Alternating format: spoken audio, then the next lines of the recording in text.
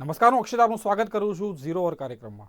Zero over કાર્યક્રમ એટલે એક એવો કાર્યક્રમ કે જે કાર્યક્રમમાં એક સબ્જેક્ટ નક્કી કરી ત્યારબાદ જુદા જુદા એક્સપર્ટ્સને બોલાવી ડિબેટ કરતા હોય છે, ચર્ચા કરતા હોય છે અને પ્રયત્ન એવો કરીએ છીએ કે સમગ્ર ડિબેટના અંતે કોઈ નિષ્કર્ષ સુધી પહોંચી શકે, કોઈ કન્ક્લુઝન પર પહોંચી શકે. અને તેવો જ પ્રયત્ન જ્યારે આજે કરવા જઈ રહ્યા છે. આજના સબ્જેક્ટ પર સીધો જ આવું છું. આજના સબ્જેક્ટનું ટાઇટલ લેવામાં આવ્યું છે કે ગુજરાતમાં ઓમિક્રોનની દસ્તક. ઓમિક્રોન વાયરસ ફક્ત ભારત માટે નહીં, દુનિયા માટે ચિંતાનો વિષય બન્યો છે. આ બધાની વચ્ચે ભારતમાં ખૂબ જ બહોળા પ્રમાણમાં વેક્સિનેશન થયું છે. લગભગ ફર્સ્ટ ડોઝ મોટા ભાગની જનસંખ્યાને એવું કહી શકાય કે લાગી ગયું છે. પણ ચિંતાનો અને વિચારવા જેવી બાબત અને પ્રશ્નાર્થ ચિહ્ન સેકન્ડ ડોઝ પર, જેમ કે હજુ પણ ઘણા બધા લોકો એવા છે કે જેમને સેકન્ડ ડોઝ લેવાનો બાકી છે. એ સંખ્યા કદાચ વધુ છે. અને એની વચ્ચે ત્રીજો એક બુસ્ટર ડોઝ આપવો કે કેમ એ અંગેની આજની વિચારસરણી, અને ખાસ કરીને જે આજે ડેલિગેશન બેઠું હતું એના પર વિચાર કરવા માટે. ઓમિક્રોનના રિપોર્ટ્સ હવે લગભગ આવવાની તૈયારી અને બેઝિક્સ રિપોર્ટ્સ આવી ગયા છે કે ભાઈ ભારતીયોની જે રહેણી કરણી છે, એમની ઇમ્યુનિટી છે અને જે 2 ડોઝ આપેલા છે એ સિવાય બુસ્ટર ડોઝ આપવો કે નહીં. ઓમિક્રોન ખરેખર કોવિશિલ્ડ અને કોવેક્સિન જે 2 ડોઝ લીધા છે એ જ પહોંચી વળશે કે પછી હજુ એક બુસ્ટર ડોઝની જરૂર છે? આ તમામ ચર્ચા કરવાની છે. મારી જોડે જોડાયા છે ડૉક્ટર અભિષેક પ્રજાપતિ કે જેઓ પલ્મોનોલોજીસ્ટ છે, સાથે ડૉક્ટર શ્રીરાજ શાહ કે જેઓ પ્રિન્સિપલ છે એલજે ફાર્મસીના, અને ડૉક્ટર પાર્થિવ પટેલ કે જેઓ એમડી છે ફિઝિશિયન. આપ તમામનું સ્વાગત છે. શ્રીરાજભાઈ, શું માનવું છે, બુસ્ટર ડોઝ આવશે કે કેમ? અક્ષિતભાઈ, જે શરૂઆતના જે પ્રિલિમિનરી જે ટ્રાયલ્સ કે જે સ્ટડીઝ આપણને મળી છે, ખાસ કરીને ફાઇઝર અને મોડર્નાની વેક્સિન પરથી, એમાં એવું મળે છે ઓમિક્રોન વેરિયન્ટના સ્પેસિફિક કેસમાં તમને કહું છું કે અત્યાર સુધી 2 ડોઝ લીધા એને ન્યુટ્રલાઇઝિંગ એન્ટીબોડી, કે ટૂંકમાં બોડીના જે રક્ષકો છે એ સજાગ થઈ ગયા હતા આ 2 ડોઝ પછી. હવે જ્યારે ઓમિક્રોન વેરિયન્ટ આવ્યો છે એના પછી અમુક જણાને ત્રીજો બુસ્ટર ડોઝ અપાયો આ 2 રસીના સંદર્ભમાં, અને એમાં ઘણું બધું વધારે એ એન્ટીબોડી, વધારે રક્ષકો પેદા થયા છે. કારણ કે કોઈ પણ રસી એવી હોય કે પર્ટિક્યુલર એ વેરિયન્ટ પર્ટિક્યુલર સ્પાઇક પ્રોટીનને એના સંદર્ભે બનતી હોય છે. આમાં સ્પાઇક પ્રોટીનમાં 30 થી વધારે મ્યુટેશન્સ છે. એટલે જે મૂળભૂત રસી જેના પરથી બની તેનાથી થોડોક અલગ આ વાયરસ છે. એ વાયરસને જો બુસ્ટર ડોઝ આપવામાં આવે તો એનાથી ફરક પડી શકે એવું તાજેતરમાં જે મોડર્ના અને ફાઇઝરની રસીનું થયું એમાં જાણવા મળ્યું છે. તો એ આધારે કહી શકાય કે હા, બુસ્ટર ડોઝ વિશે આપણે સજાગ રહેવું જોઈએ, બુસ્ટર ડોઝ વિશે વધારે સ્ટડી કરવી જોઈએ. આપણે ત્યાં ખાસ કરીને કોવિશિલ્ડ, કોવેક્સિન વધારે છે. પહેલા કોવિશિલ્ડ વધારે હતી, કોવેક્સિન ઓછી હતી, પણ હવે કોવેક્સિનનું પણ પ્રોડક્શન વધી રહ્યું છે. તો આપણે બુસ્ટર ડોઝ વિશે વિચારજો. હું તો એ પણ સલાહ આપીશ એક્સપર્ટ્સને કે અમે જે ઇમ્યુનોલોજીમાં ભણાતા હોઈએ છીએ એ રીતે, કે કોવિશિલ્ડના બુસ્ટર ડોઝ કદાચ જેને કોવિશિલ્ડ અપાય છે એને જો કોવેક્સિનનો બુસ્ટર ડોઝ અપાય તો એનાથી વધારે સારા ઇમ્યુન રિસ્પોન્સ આવી શકે. તો theoretically without study I cannot make any comment, but theoretically અને ઇમ્યુનોલોજીકલી હું કહી શકું કે બુસ્ટર ડોઝની વિચારણા ખાસ અમલમાં મૂકવી જોઈએ. ખાસ કરીને છોકરાઓના સંદર્ભમાં પણ રસી જલ્દી આવે એ વિચારવું જોઈએ અને એની સ્ટડી તાત્કાલિક થવી જોઈએ. તો આપણને એક્ઝેક્ટ આઈડિયા આવશે કે ઓમિક્રોન વેરિયન્ટના કેસમાં બુસ્ટર ડોઝ આપવો કે નહીં. અભિષેકભાઈ, ઓમિક્રોન ફેલાવાની સ્પીડ છે, ફેલાવા માટે ખૂબ જ ઝડપથી ફેલાઈ શકે છે, પણ એટલો ઘાતક નથી એવું કહેવામાં આવી રહ્યું છે. અત્યાર સુધીના જે રિપોર્ટ્સ આવ્યા છે, અનેક નિષ્ણાંતોએ એના પર પોતાના લેખ લખ્યા છે, કે સ્ટેટમેન્ટો આપ્યા છે. સાર એ નીકળે છે કે ફેલાવાની ઝડપ વધારે છે, સંક્રમિત વધુ લોકોને કરશે, પણ ઘાતક નથી જેટલો ડેલ્ટા હતો. અભિષેકભાઈ, શું કહેશો બાબતને લઈ? જરૂર અક્ષિતભાઈ, જે તમારું જે છે તમારું નિષ્કર્ષ એ પણ લગભગ એવું જ લાગી રહ્યું છે. છતાં પણ હજી કહીશ કે 25મીએ હજી નોટ થયો છે, કદાચ હજી સેકન્ડ, હજી 2 વીક હજી હવે જ કમ્પ્લીટ થયા છે આફ્રિકામાં, જે કે લોકો ઇન્ફેક્ટ થયા હતા એને. હજી લાર્જ લોકો, લગભગ આખો આફ્રિકાનો લગભગ ઘણો બધી પબ્લિક, ઘણા બધા પેશન્ટ્સનો ડેટા આવે અને એ બધા જ પેશન્ટ્સને 90-95% કેસમાં 2 વીક કમ્પ્લીટલી માઇલ્ડ ઇલનેસને રિકવર થાય પછી કન્ફર્મલી આપણે કહી શકીએ કે હા, આ ટ્રાન્સમિટેબિલિટી એની ઘણી વધારે છે, પણ ઘાતકતા એટલી બધી નથી. હા, પણ જોઈને એવું લાગી રહ્યું છે. હવે એક જેટલો ડાર્વિનનો ઉત્ક્રાંતિવાદ છે ને, એવી રીતે નેચરલ ઇવોલ્યુશનની થિયરી જોઈએ ને તો પણ એવું જ કહી શકાય, અને એવું જ લગભગ થવું જાય, અને એવી પ્રાર્થના પણ કરીએ કે એવું થાય કે નેચરલ ઇવોલ્યુશનમાં શું થાય, કોઈ પણ વાયરસ નવો આવે એની પહેલા ઘાતકતા હોય, પણ પછી ધીમે ધીમે એની ઘાતકતા એને બંધ કરવી જ પડે. કેમ કે જો ઘાતકતા એ બંધ નહીં કરે, જેમ કે આપણે સાદી ઇન્ફ્લુએન્ઝા શરદી થાય છે એની ઘાતકતા એટલી બધી નથી હોતી, પણ વર્ષોથી એ આપણા જોડે આપણી સાથે રહી રહ્યો છે. કેમ? એનું રીઝન એ છે કે એની ટ્રાન્સમિટેબિલિટી કદાચ વધારે છે. એક એનું અનુકૂળ વાતાવરણ જયારે પેદા થાય ત્યારે દરેક વર્ષે દરેક સિઝનમાં આવી જાય છે, લોકોને ઇન્ફેક્ટ પણ કરે. આપણે શરદી થાય પણ આપણે એ બીજા આજુબાજુ લોકો કદાચ 2-3 જણને ઇન્ફેક્ટ પણ કરીએ, પણ પછી શાંતિથી આપણે રિકવર પણ થઈ જઈએ 3-4 દિવસની એમાં. અને આપણે કોઈ એને માટે કઈ યંગ લોકોને એની વેક્સિનની આપણે કેવું આપણે એટલી બધું એના પર બહુ જોર પણ નથી આપતા. તો એવી જ રીતે આ વાયરસે હવે જાતે શીખી લીધું છે.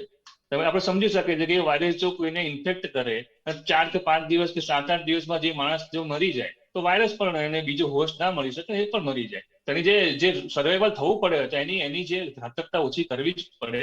અને એણે એ રીતે શીખ્યું છે કે મારે હવે આ એટમોસ્ફિયરમાં રહેવું હશે તો મારે કેવી રીતે વધારે ટ્રાન્સમિટ થવું, તો એ જ રીતનો આ વાયરસ કદાચ લાગે છે. આ એક હાઇપોથેટિકલ થિયરી છે. હાઇપોથેટિકલ થિયરી એટલે મીન્સ કે અનુમાન.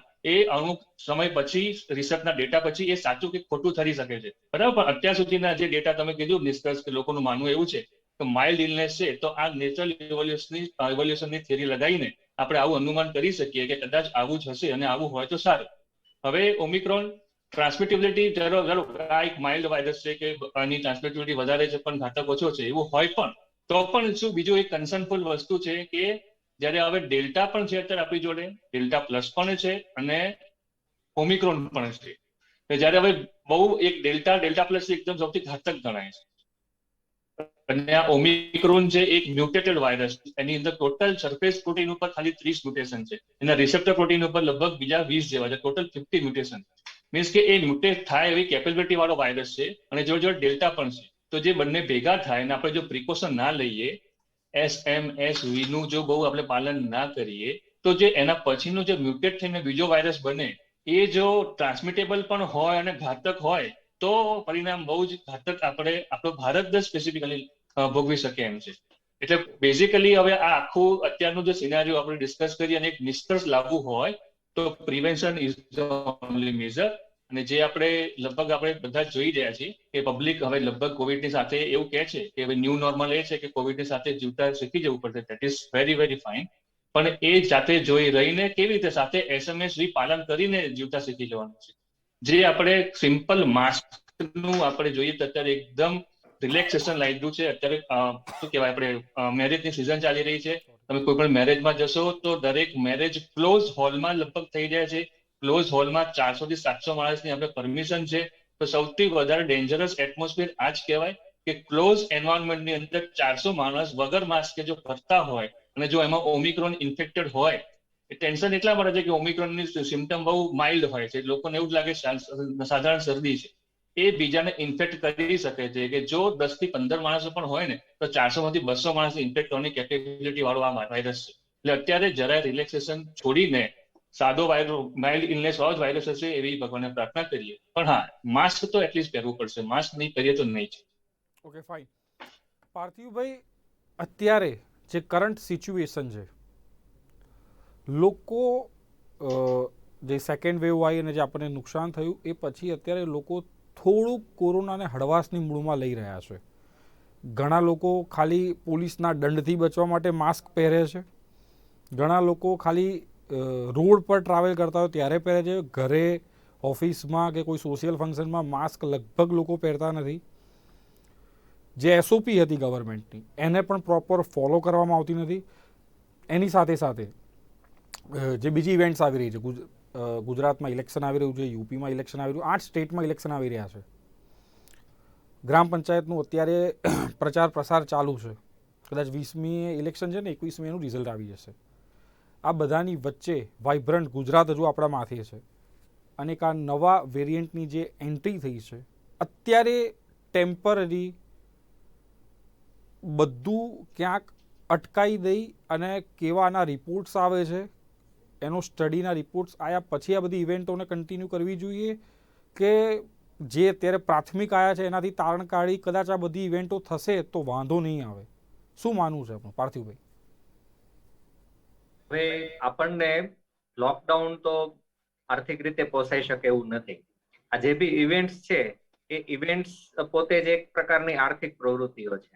એટલા માટે સરકાર લોકડાઉન અને આ પ્રવૃત્તિઓ ઉપરનો અંકુશ એ સંપૂર્ણ તો નહીં લાદી શકે, પરંતુ જે એસઓપીસ હોય છે તો કદાચ અત્યારે છે તો એનું કદાચ આવતા મહિને થાય કે એના પછીના મહિને લઈ જાય. વાઇબ્રન્ટ ગુજરાત છે તો કદાચ એકાદ મહિનો લેટ થાય, એવા કંઈક પ્રોવિઝન કરવામાં આવે કે જેના કારણે અત્યારે જે કદાચ નુકસાન થવાનું છે એ ન થાય. હવે એ બહુ ડિફિકલ્ટ વસ્તુ છે. આપણે એ વાત સમજવાની જરૂર છે કે હાલ જે સરકારનો ઉદ્દેશ્ય છે કે ભાઈ ઓમિક્રોન થી થર્ડ વેવ ને આવતો રોકવો, તો એનો અસરકારક રસ્તો અને ઓછામાં ઓછો નુકસાનકારક રસ્તો વેક્સિન જ છે. આપણે સૌ કોઈ જાણીએ છીએ કે ફૂલ પીક પર હતો જ્યારે કોવિડનો સેકન્ડ વેવ, ત્યારે બી લોકોમાં માસ્કને વ્યવસ્થિત રીતે પહેરવાની કોઈ બી આદત નહીં હતી. લોકોને માસ્ક નાકની નીચેથી જ પહેરતા હતા.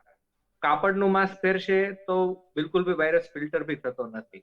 એટલે પ્રેક્ટિકલી માસ્કથી આપણે એપિડેમિક ને થર્ડ વેવ ને રોકવો બહુ શક્ય નથી. આપણને આર્થિક ગતિવિધિઓ ઉપર અંકુશ બી બહુ શક્ય નથી. કોઈ બી ઇવેન્ટ્સને જો ડિલે કરવામાં આવે તો એની પાછળ ઘણું બધું આર્થિક નુકસાન થતું હોય છે. ઘણી બધી વસ્તુઓ એવી હોય છે કે જે અગાઉના આયોજનથી ચાલતી હોય છે.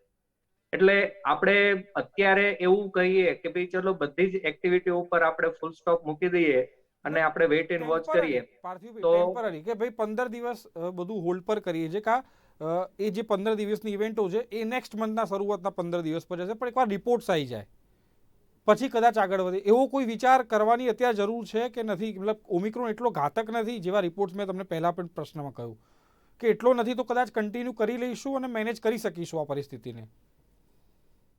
હાલ જે સરકારે એપ્રોચ કર્યો છે મારી દ્રષ્ટિએ યોગ્ય છે કે ભાઈ કન્ટિન્યુ રાખો, પરંતુ વેક્સિનના 2 સર્ટિફિકેટ હોય એ જ વ્યક્તિને આ પ્રકારના સમારોહમાં ભાગ લેવાની પરમિશન હોવી જોઈએ, જે અત્યારે બેસ્ટ રસ્તો છે. આપણે સૌ જાણીએ છીએ કે એક વેક્સિન જ એવું હથિયાર છે આપણી પાસે કે જે ખાતરીપૂર્વક વ્યક્તિને અથવા સમાજને બચાવી શકે છે.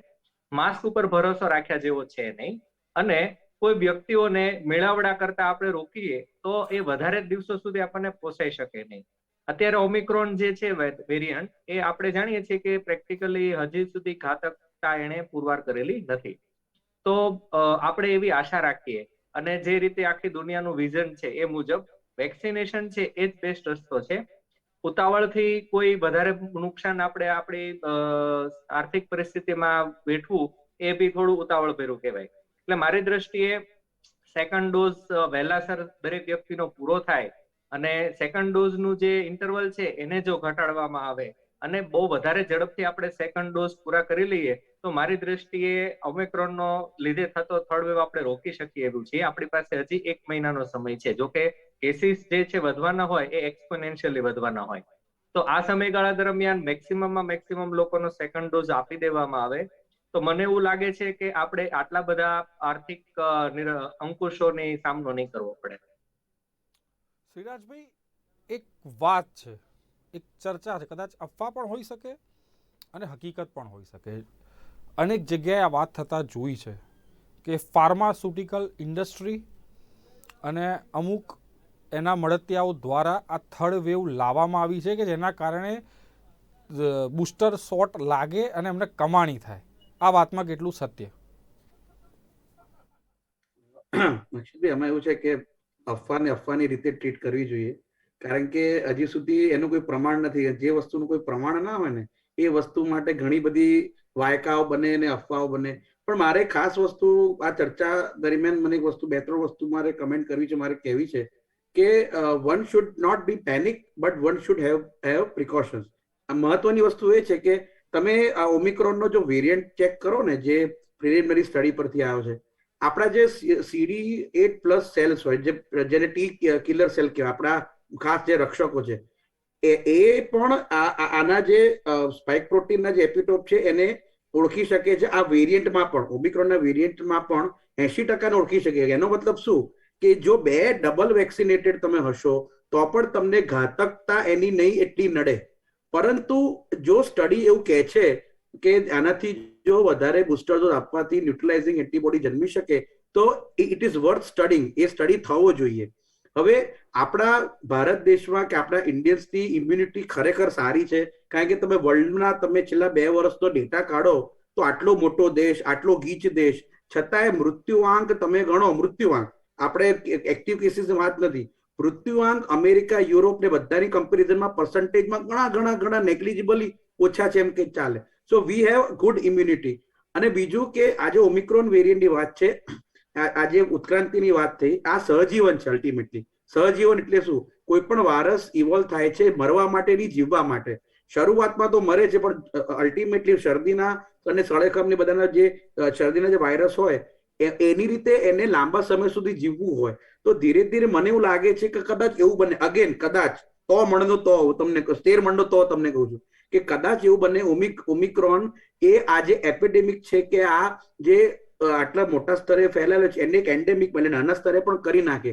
કારણ કે માઇલ્ડ ઇન્ફેક્શન થાય છે, લક્ષણો પણ એના અલગ અલગ છે કે જેમ સ્મેલ જતી રહેતી હતી ને બધું જતું રહેતું હતું, ટેસ્ટ એ બધું નથી જતું, ભૂખ નથી લાગતી, સખત શરદી થાય, બહુ જ ગળામાં દુખી, એવા સિમ્ટમ્સ છે.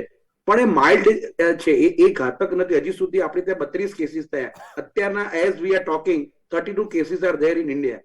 પણ 32 માંથી કોઈને જીવલેણ નથી. બીજું કે જે રિસ્ટ્રિક્શનની વાત કરો છો ને, હું આર્થિક રિસ્ટ્રિક્શનના પક્ષમાં એટલે નથી કે આ બેઝિકલી જે ઓમિક્રોન વેરિયન્ટ છે ટ્રાવેલિંગ થી આવેલો અત્યારના વેરિયન્ટ છે. જો ટ્રાવેલ બેન કરે, જે લોકો બહારથી આવી રહ્યા છે એનું પ્રોપર ક્વોરન્ટાઇન કરે, અને ઇવન આ ફંક્શનમાં પણ રિવેન્જ ટ્રાવેલની વાત કરો, રિવેન્જ ફંક્શનની વાત કરો, આપણે હમણાં રિવેન્જ ગરબા કર્યા, રિવેન્જ તહેવારો થઈ ગયા, તો એમાં પણ જો તમે સોશિયલ ડિસ્ટન્સનું ધ્યાન રાખો, પ્રોપર માસ્ક પહેરો, જેમ આગળ વાત થઈ કે માસ્કની જે મેથડ જે પ્રોપર હોય તો તમે 100% તમે હાથ પ્રોપર ધો, સેનિટાઈઝર યુઝ કરો, તો તમે 100% ઓમિક્રોનની કોઈ પણ વેરિયન્ટ સામે રક્ષણ મેળવીશું. કારણ કે ઇફ યુ આર ડબલી વેક્સિનેટેડ, તમારી પાસે 2 વેક્સિન હશે તો તમે ના તમારું મૃત્યુનો દર પણ, મૃત્યુની પોસિબિલિટી પણ ઓછી છે, પ્લસ તમે આ કોઈ ઘાતક લક્ષણો પણ કે હોસ્પિટલાઇઝ કરે એવા પણ પ્રશ્નો આવે એવું અત્યારના એઝ ઓફ નાવ લાગતું નથી. પણ અગેન જો પ્રિકોશન નહીં રાખો તો ડેલ્ટા અને ઓમિક્રોન જો નવો કોઈ વેરિયન્ટ બનાવે અને ઘાતક અને ટ્રાન્સમિશન રેટ અને બંને હોય ઘાતકતા, તો ખરેખર પ્રોબ્લેમ થઈ શકે. તો prevention is the only thing, but one should not get panic. Okay, fine.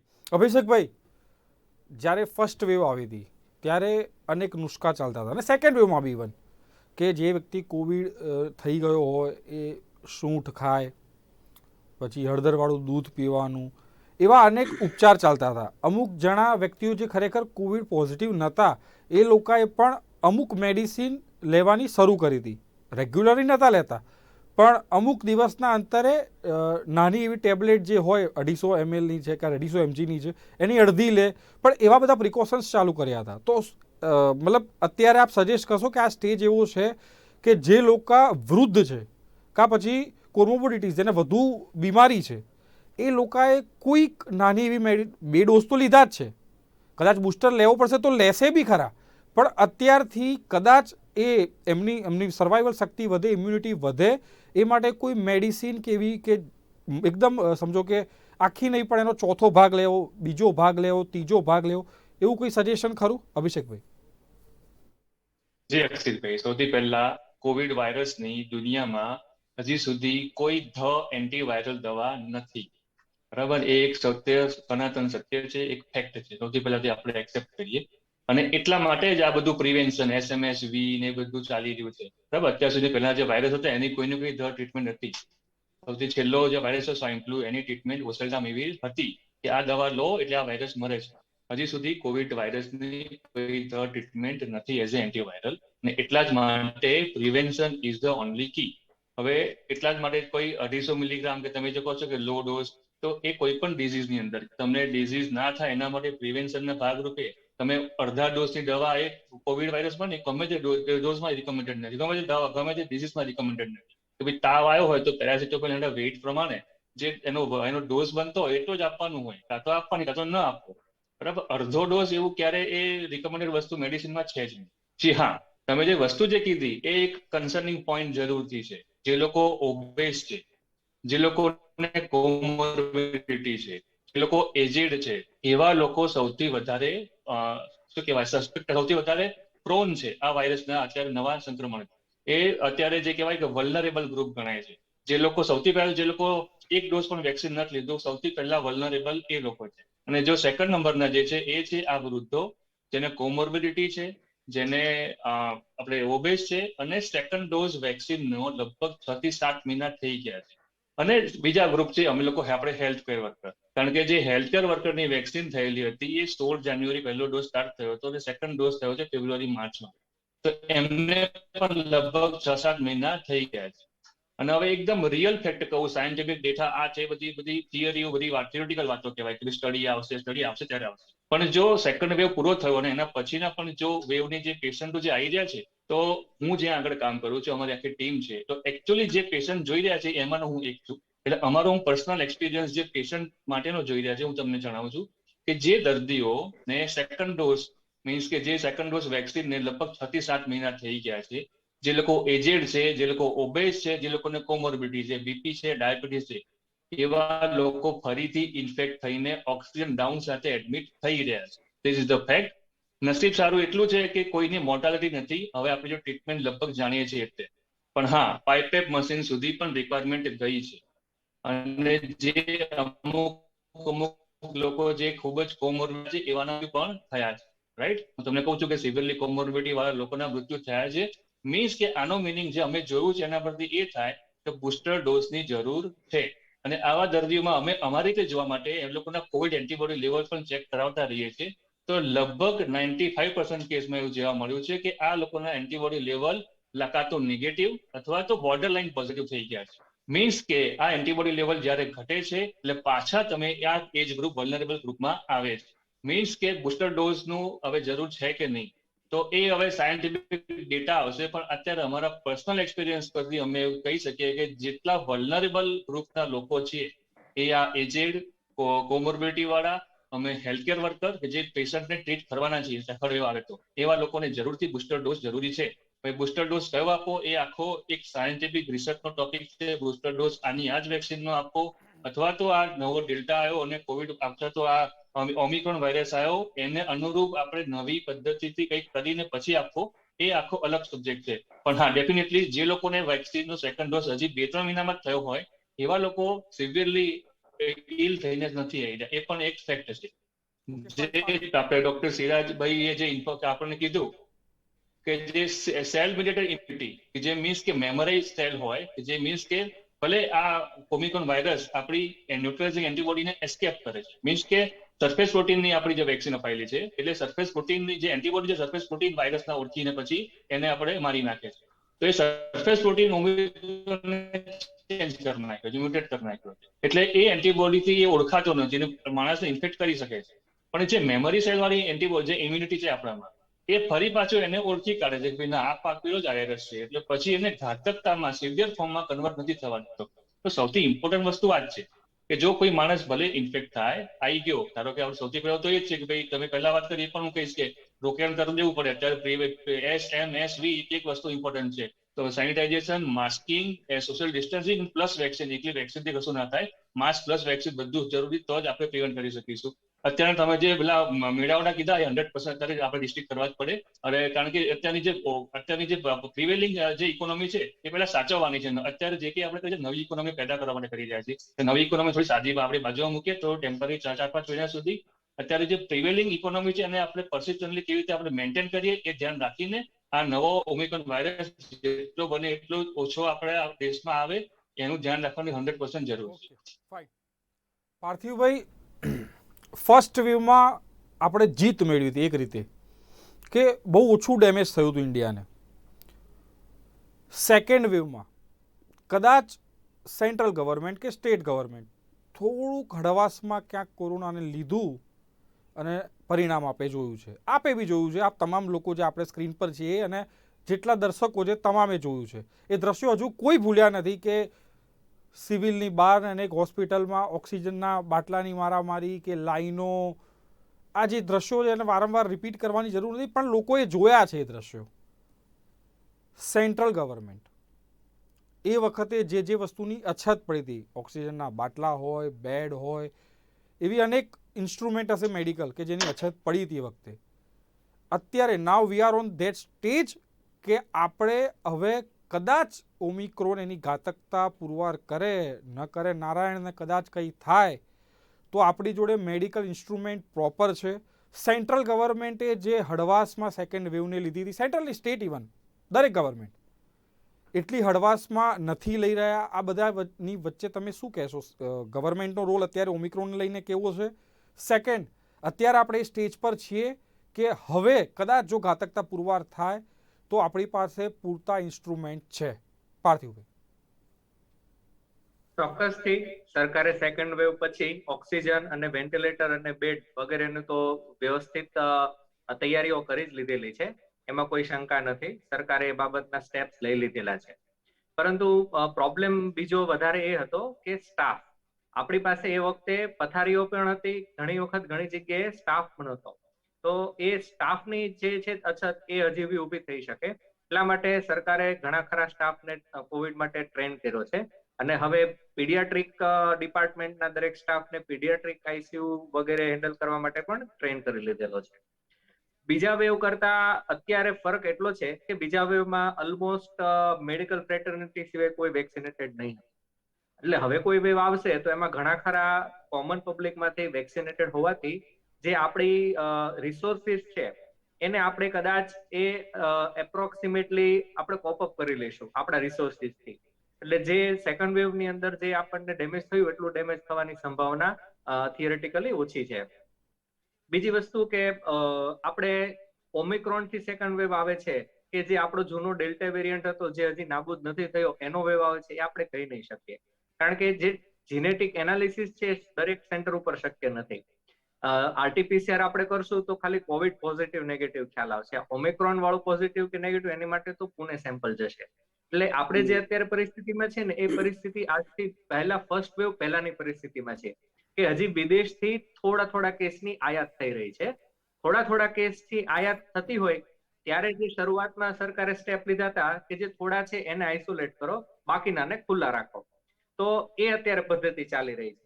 હવે જો ઓમિક્રોનની ઘાતકતા પુરવાર થાય તો પછી એવું કરવું પડશે કે ભાઈ સારા લોકો અને જે હેલ્ધી લોકો છે અને બીમાર લોકો છે બંનેનો રેશિયો સરખો થઈ જાય તો પછી આ પ્રકારની પ્રોસિજર થઈ શકશે નહીં કે ઓમિક્રોન થી બીમાર પડ્યો છે, ડેલ્ટા વેવ થી બીમાર પડ્યો છે. પછી ખાલી સેમ્પલ સર્વે થી ડિસાઇડ કરવામાં આવશે કે આખો વેવ છે એ ઓમિક્રોન નો છે કે કેમ. તો હાલ આપણે જે કરી રહ્યા છીએ કે તૈયારીઓની અંદર ઓમિક્રોન કે ડેલ્ટા વેવ એની તૈયારીઓ જે છે એ પહેલા કરતા તો થોડી વધારે જ સારી છે. બીજું, અમુક ઇન્વેન્શન્સ થયા છે છેલ્લા 6 મહિનામાં સેકન્ડ વેવ પછી. એમાંથી છે મોંઘી મેડિસિન છે ઇમ્પોર્ટેડ, એ છે એન્ટીબોડી કોકટેલ, કે જે લોકો અફોર્ડેબલ છે એ આ કોકટેલ લે છે તો 70% ચાન્સીસ છે ફર્સ્ટ વીકમાં એ કોકટેલ થેરાપીથી કે પેશન્ટને સિરિયસ થવાની શક્યતા ઘટી જાય. એટલે જે હાઈ રિસ્ક ગ્રુપ વાળા લોકો હોય, ઓબેઝ, કોમોર્બિડ, ઓલ્ડ એજ લોકો, કે જો એ કોવિડ પોઝિટિવ ટેસ્ટ થાય અને વિધિન 7 ડેઝ જો એ કોકટેલ થેરાપી લઈ લે છે તો એને 70% ચાન્સીસ ઘટી જાય છે સિરિયસ બનવાના. બીજું, રિસન્ટલી આપણે જોઈએ સમયની મર્યાદા છે પાર્થિવભાઈ. આપ તમામ જોડાયા, જે પણ ઇનપુટ્સ આપ્યા, જે પણ માહિતી આપી તે બદલ આપ તમામનો આભાર. તો ખાસ કરીને જે નિષ્કર્ષ, જે કન્ક્લુઝન બહાર આવી રહ્યું છે કે હજુ આ વેરિયન્ટ પ્રાથમિક તબક્કામાં છે. એના જે સ્ટડીઝ, એના જે રિસર્ચ જે અત્યારે પ્રાથમિક પ્રાઇમા ફેસી જે આવ્યા છે એ જે અગાઉ કીધું કે ફેલાવાની ક્ષમતા વધારે છે પણ ઘાતકતામાં કદાચ હજુ એટલો પુરવાર થયો નથી ઓમિક્રોન. આ બધાની વચ્ચે સેન્ટ્રલ ગવર્મેન્ટ એક્ટિવ છે, જે પ્રમાણે પાર્થિવભાઈ કીધું કે પહેલાં કરતાં આપણું મેડિકલ ઇન્ફ્રાસ્ટ્રક્ચર અત્યારે કંઈક અલગ લેવલે છે, એટલે કદાચ વૃદ્ધિ થઈ છે એક રીતે કહી શકાય તો. પણ આ બધાની વચ્ચે જે તમામે કહ્યું કે લોકોએ હવે અવેર થવાની જરૂર છે. માસ્ક, સેનિટાઈઝર, હાથ ધોવા, જે ગાઈડલાઇન છે, જે એસઓપી છે, એને પ્યોરલી ફોલો કરવાનું આજથી ને અત્યારથી જ શરૂ કરવું પડશે. કેમ કે જ્યાં સુધી ઓમિક્રોનના પ્રોપર રિપોર્ટ નહીં આવે, એના પરનું રિસર્ચ પ્રોપર હાથમાં નહીં આવે, ત્યાં સુધી કશું જ કહેવું અઘરું છે. તો આ તો આજનો સબ્જેક્ટ, આજની ચર્ચા. ફરી મળીશું, ત્યાં સુધી રજા આપશો. નમસ્કાર.